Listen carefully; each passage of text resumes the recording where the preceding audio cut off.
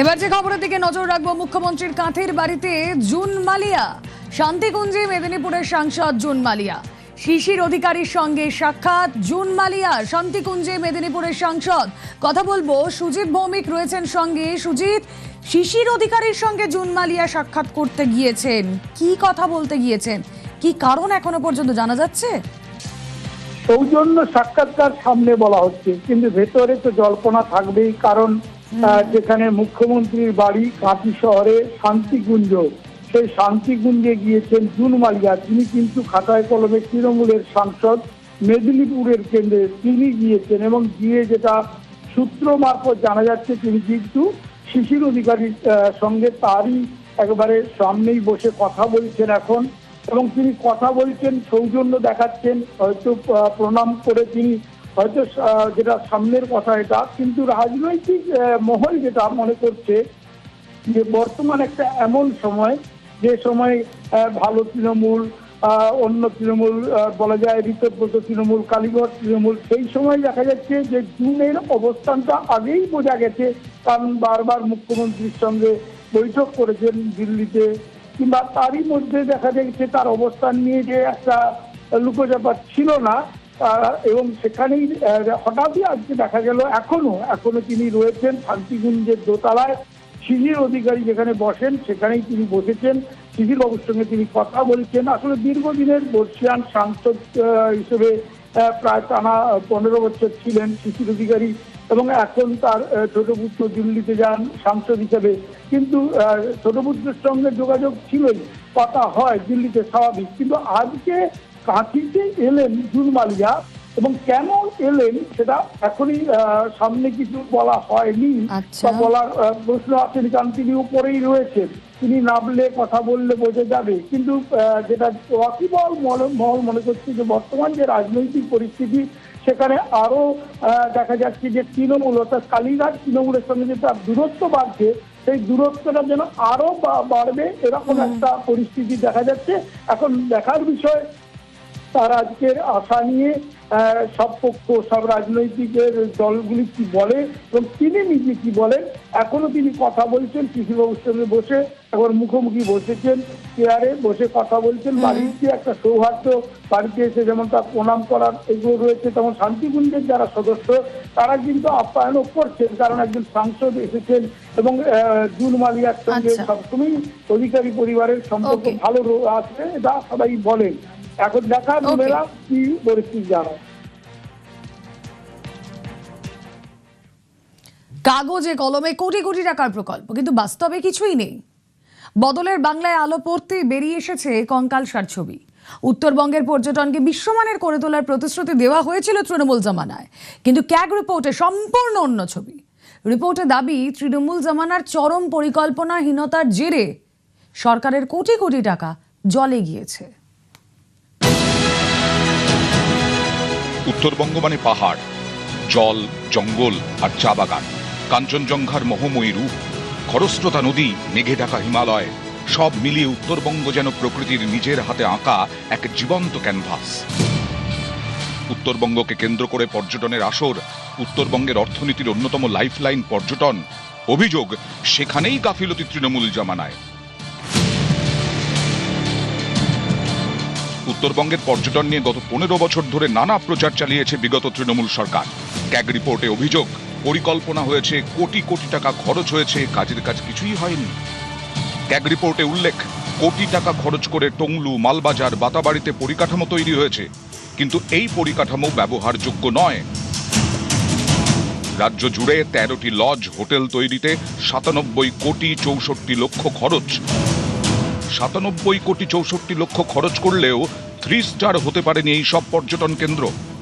2011-তে তৃণমূল কংগ্রেসের সরকার ক্ষমতায় আসার পর একাধিকবার উত্তরবঙ্গ সফর করেছেন খোদ রাজ্যের তৎকালীন মুখ্যমন্ত্রী মমতা বন্দ্যোপাধ্যায়, এবং প্রায় প্রত্যেক কটা সফরেই তিনি উল্লেখ করতেন যে উত্তরবঙ্গকে বিশ্বমানের পর্যটন কেন্দ্র গড়ে তোলার জন্য নতুন জায়গা যেমন আবিষ্কার করা হয়েছে, ঠিক তেমনিভাবে যে পরিকল্পনা তারা গ্রহণ করেছেন তা অত্যন্ত আধুনিক মানের।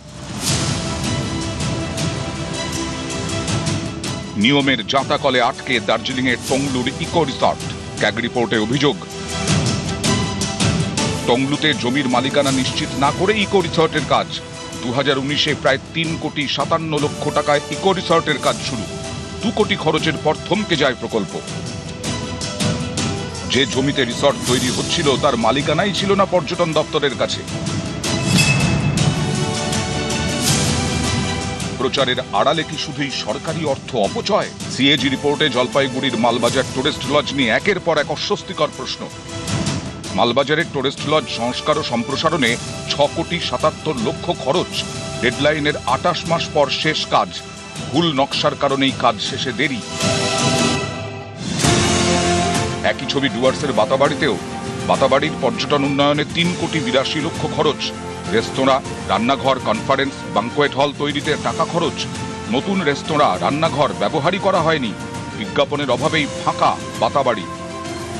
WTDCL এর হাতে যা প্রপার্টি আছে সেগুলো কিভাবে ব্যবহৃত হয়েছে, কারা করেছেন, নিয়ম মেনে করেছেন কিনা সেটা নিয়ে আমরা ইতিমধ্যেই তার তথ্য তলাশ করছি এবং আশা করি আমি দ্রুত আমাদের ডিপার্টমেন্টের পক্ষ থেকে তৃণমূল কংগ্রেসের পর্যটন দপ্তর থেকে নিয়ে একটা শ্বেতপত্র বা চার্জশিট বা এই অভিযোগগুলো ছিল এগুলো বাস্তবে এই হয়েছে সেটা জনগণের সামনে তুলে ধরে। সবচেয়ে গুরুত্বপূর্ণ পর্যবেক্ষণগুলির একটি উঠে এসেছে হোটেল লজগুলির 3 স্টার আপগ্রেডেশন নিয়ে। রাজ্যের লক্ষ্য ছিল 2020-র মধ্যে 10,000 ব্র্যান্ডেড ঘর তৈরি করা। 2020-র মধ্যে মাত্র 5,048 ব্র্যান্ডেড ঘর তৈরি হয়েছে। WTDCL এর 13 প্রপার্টির সংস্কার ও আপগ্রেডেশনে 97,64 লক্ষ খরচ। 2023-এর সেপ্টেম্বর পর্যন্ত কোনো প্রপার্টির জন্যই 3 স্টার ক্যাটাগরি পাওয়ার আবেদনের যোগ্যতা তৈরি করা যায়নি।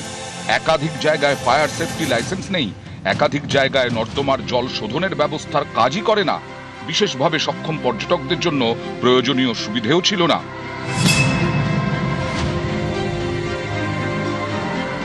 ক্যাগের পর্যবেক্ষণ, পরিকাঠামো উন্নয়নে বিপুল টাকা খরচ করা হলেও পরিকল্পনার চূড়ান্ত অভাব ছিল।